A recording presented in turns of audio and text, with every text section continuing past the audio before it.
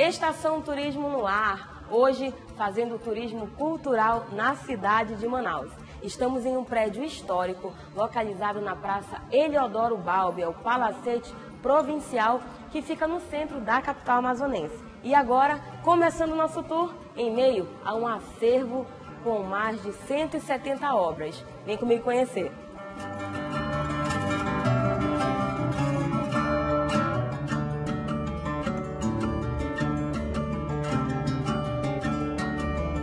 Gente, esse aqui é o William, que vai fazer esse tour com a gente, mas antes de começarmos a conhecer as principais obras da Pinacoteca, eu quero que você fale um pouco sobre a sua história. Bom, a Pinacoteca do Estado do Amazonas está completando esse ano 50 anos.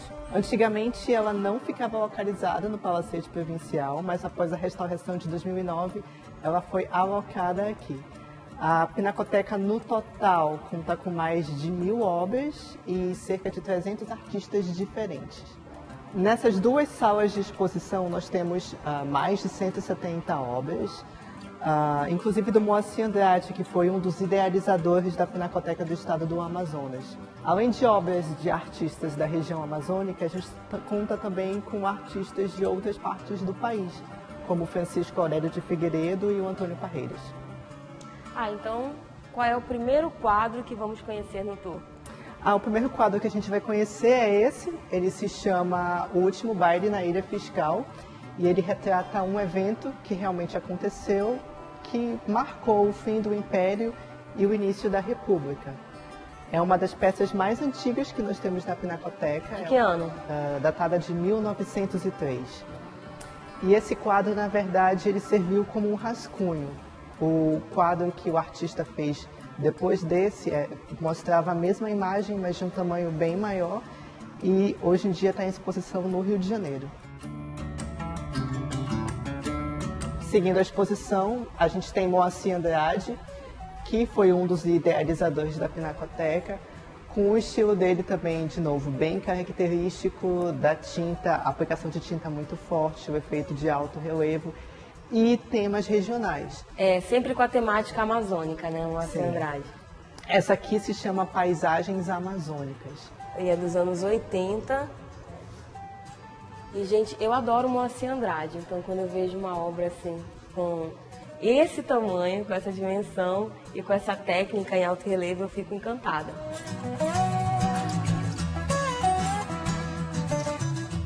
Aí a gente pode seguir para a seguinte, que é o Hahnemann Bacelar. Ele também é amazonense. Ele morreu muito jovem, na faixa dos 20 anos, e a temática dele também é sempre regional, normalmente urbanas.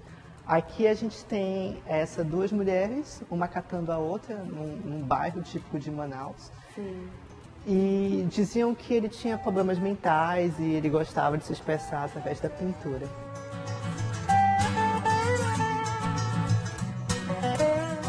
Aqui nós vamos conhecer uma obra de Sérgio Cardoso. Ela foi realizada entre os anos 2007 e 2008. Ela é composta por 12 peças, essa série, mas na Pinacoteca em exposição nós temos somente essas 6. Cada quadradinho desse tem um tipo de grafia de algum povo diferente, daí o nome caixas tipográficas. O interessante é que dizem que ele demorou cerca de 1 ano para finalizar a série completa. E a série completa são 12, né? Sim. 12 quadros, que lindo!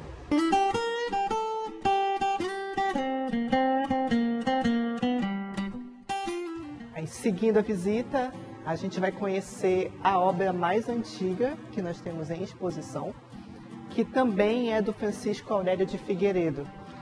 Essa aqui, ela se chama O Banho de Ceci, e ela foi inspirada nos personagens do livro O Guarani, de José de Alencar. Que lindo! Ela é de 1900, então ela está completando 116 anos esse ano. E essa cena particular, ela não existe no livro. O artista se baseou nos personagens, mas foi da cabeça dele. Criou uma cena, né? Idealizou uma cena e retratou.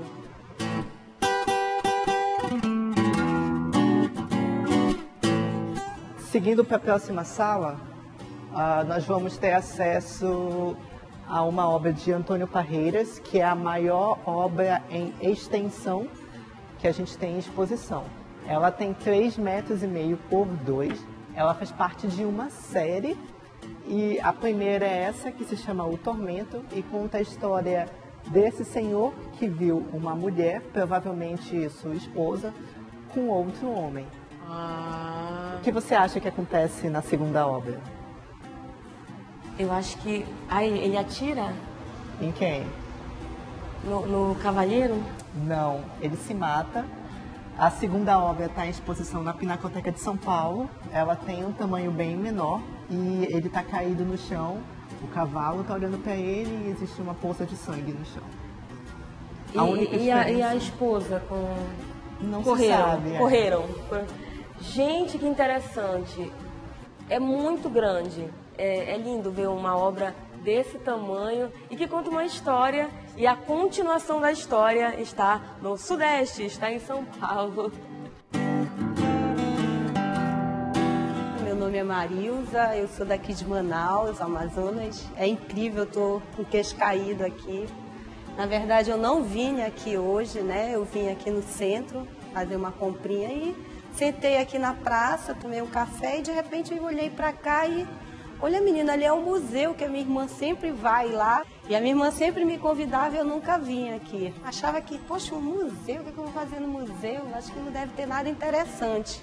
E essas telas maravilhosas aqui que a gente tá, são coisas da nossa história, né? A história aqui do nosso Amazonas, muito bonita. Entrei aqui quando era o comando da Polícia Militar, que meu irmão trabalhava aqui, mas nunca tinha visto uma coisa tão bonita como eu tô impressionada. Verdade, Maria, tu tinha razão, é muito legal mesmo, olha.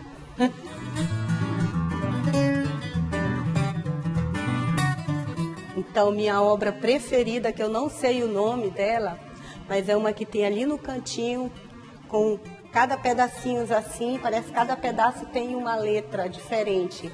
E aquela linda ali, que também eu adoraria ter ela na minha sala ali, muito linda. E claro, toda a coleção do Thiago de Mello ali, muito bonita também. Foi interessante, olha. Podem vir, que vocês vão adorar.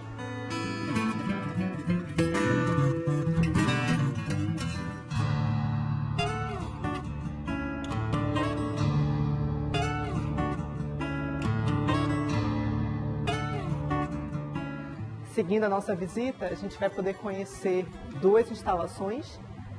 Essa aqui, que se chama O Sofá, de Boi Chaves, ela foi feita na década de 90.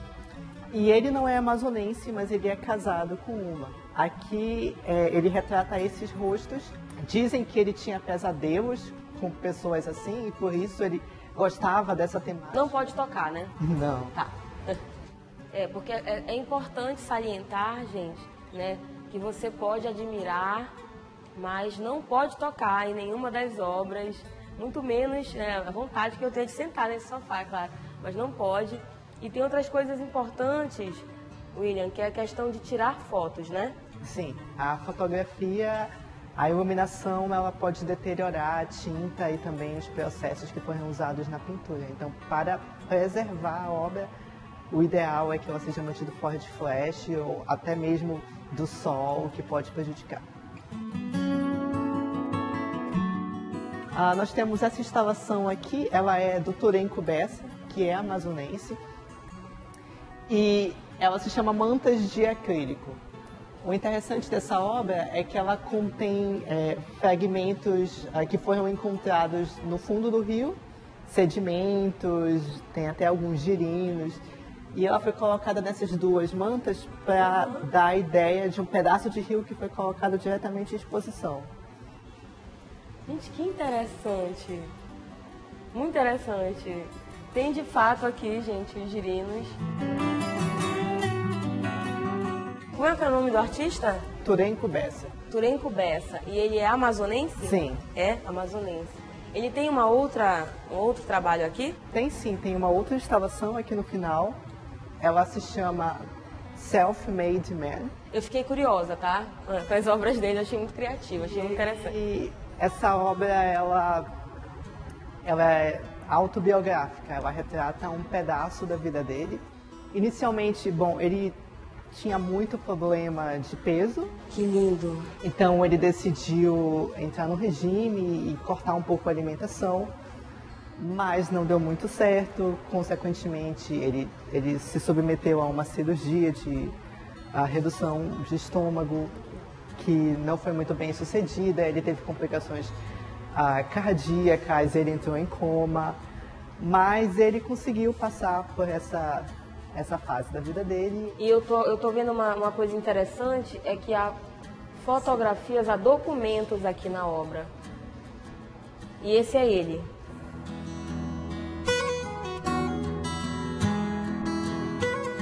E encontramos esse espaço interativo na Pinacoteca, onde você pode montar, através de quebra-cabeças, algumas das obras. Temos essa obra do Ademar Brito, muito linda. Temos também uma obra de Rita Loureiro, Aldemir Matias e J. Oliveira. E aí você pega as peças todas disponíveis, e você pode utilizar a obra como base, é claro, né, para montar. Eu não sou muito craque em quebra-cabeças, mas eu vou escolher um e vou tentar, até porque eu achei super interessante essa interatividade que você tem com as obras da Pinacoteca do Amazonas. E olha só que eu escolhi, porque eu curto muito a onça pintada, e eu vou montar essa aqui. Vamos ver se eu vou conseguir. Parece ser uma das mais fáceis.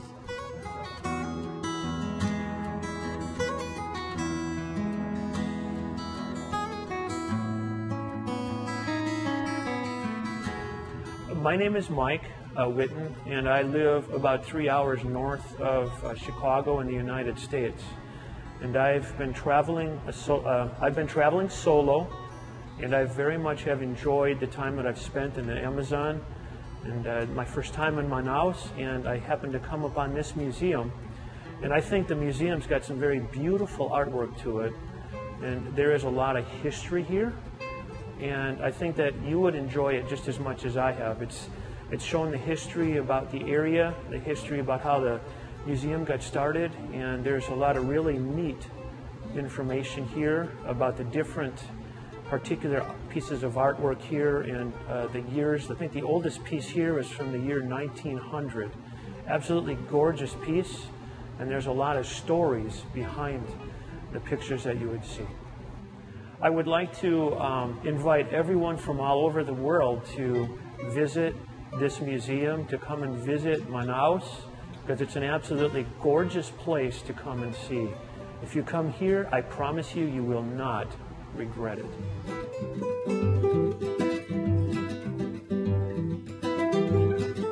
Então, como a Pinacoteca não é só pintura, aqui a gente tem também fotografias. Essa aqui particularmente é minha favorita.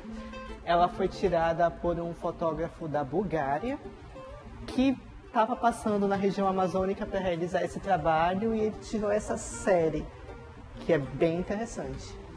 É o Roumen Koinov, né? Não sei se pronunciei certo, mas é uma fotografia de 2005. Esse passeio pela Pinacoteca, nem sempre você precisa fazer junto de um guia, né? Porque todos os quadros, todas as obras, não são somente quadros, todas as obras possuem uma informação ao lado, com a dimensão, com informações sobre o ano e sobre o artista. Então, como são muitas obras, o nosso guia está mostrando algumas das obras principais, mas eu vou continuar por aqui, escolhendo assim as minhas preferidas, quem sabe. Eu posso tirar uma foto em frente, sem flash, né? Sim, exatamente. Então o visitante pode escolher sua obra, fazer uma selfie, tirar uma foto de uma da sua obra preferida. Sim. E ficar transitando à vontade na Pinacoteca. Sim. Ah, então ótimo. Eu vou continuar por aqui dando um giro na Pinacoteca do Amazonas, e depois nós vamos conhecer outro espaço, que é um espaço que tem moedas e medalhas antigas. Exatamente, o Museu de Numismática Bernardo Ramos. Moedas, medalhas, cédulas e condecorações num acervo de mais de 8.000 peças. Eu estou falando do Museu de Numismática Bernardo Ramos, que fica localizado no Palacete Provincial, no centro de Manaus. Estou aqui ao lado do Dênio, que vai fazer a visita guiada que os visitantes costumam fazer neste espaço do Palacete. Bom, então sejam bem-vindos ao Museu de Numismática Bernardo Ramos. E vamos começar a nossa visita falando um pouquinho do Bernardo. Quem foi Bernardo Ramos? Bom, Bernardo Ramos foi um grande comerciante, colecionador. Ele viajava por várias partes do mundo comprando peças para a coleção particular que ele tinha, ficando com uma coleção muito grande.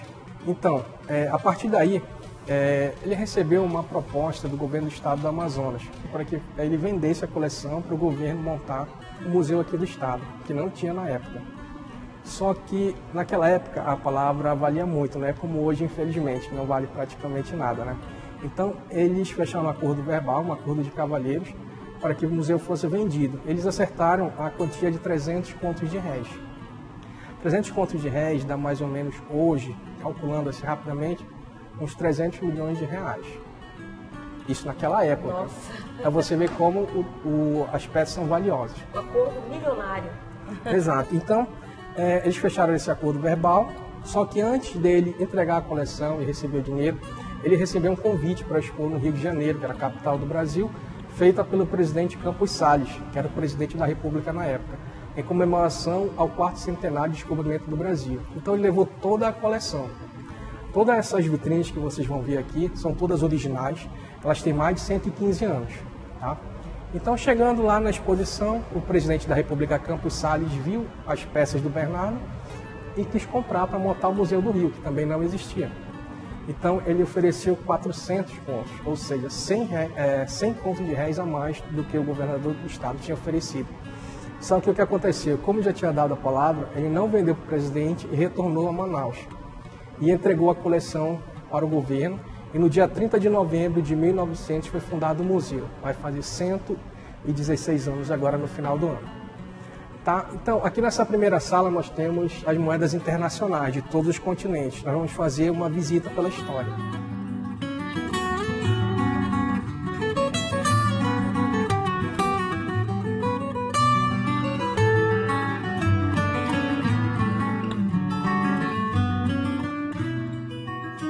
Vamos começar pela primeira vitrine, que são moedas da Idade Antiga. Ressaltando, mais uma vez, que essas vitrines são originais. Tem são mais vitrines originais com mais de 115 anos. Mais de 115 anos, que legal. Então eu já sei que não pode tocar. Exatamente, não pode tocar. Só contemplar. Exato. Então, aqui são moedas, como eu falei, da Idade Antiga, greco-romanas. Desse lado aqui são moedas que receberam influência grega, são moedas antes de Cristo, certo?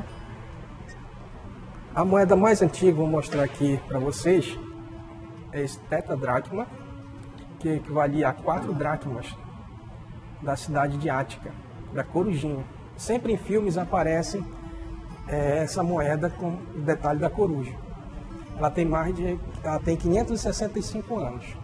Ao lado nós temos o didracma, que é da tartaruga. A moeda mais antiga é o da corujinha. É da corujinha, que tem 565 anos antes de Cristo. Antes de Cristo. Nossa.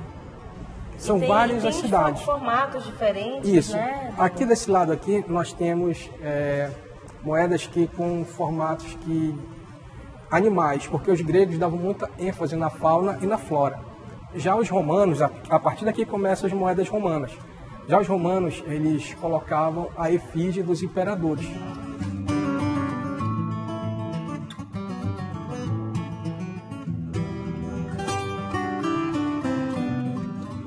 Aqui nesse mural nós temos uma indicação de como eram feitas as moedas naquela época. Existiam duas formas, as batidas e as fundidas.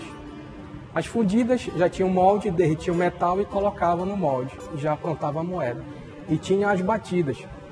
As batidas eram no martelo, na martelada mesmo. Que era o martelo, o pulsão, que era para dar precisão, e já vinha o cunho também, de um lado e do outro. E aqui colocava o disco. Aqui são moedas, nessa vitrine, que estão divididas por continente. Aqui é o continente asiático. Nós temos aqui algumas moedas interessantes. Muito. Temos aqui uma moeda faca. Essa moeda faca é da dinastia Qiao, uma dinastia muito famosa chinesa. No caso, vocês vão ver várias formas de moedas, porque nessa época os asiáticos usavam muito como modelo o material agrícola e do cotidiano deles. Por isso que existem várias formas: faca, enxada, chave. E eu estou vendo que tem várias moedas que no meio tem Tem um furinho. Isso, essa chinesa, elas, principalmente a China, usavam um furo, porque os chineses nessa época não usavam bolsos. Então, o furinho era para passar um barbante e amarrar na cintura ou pendurar no pescoço para não perder a moeda. Essa aqui da Inglaterra é a segunda menor moeda do mundo. Ela é da Rainha Vitória. Bom, aqui nós estamos na nossa vitrine destinada às medalhas. Aqui são medalhas internacionais. Tá? Aqui nós temos medalhas papais, dos papas, dos pontífices. Aqui são medalhas americanas e aqui do Amazonas. Ali são medalhas dos reis franceses, imperadores ingleses, temos medalhas da Torre Eiffel. Bom, aqui são medalhas que correspondem à cultura, à educação, ao transporte, tecnologia. Podemos mostrar aqui para vocês essa medalha de 500 anos de descobrimento do Brasil.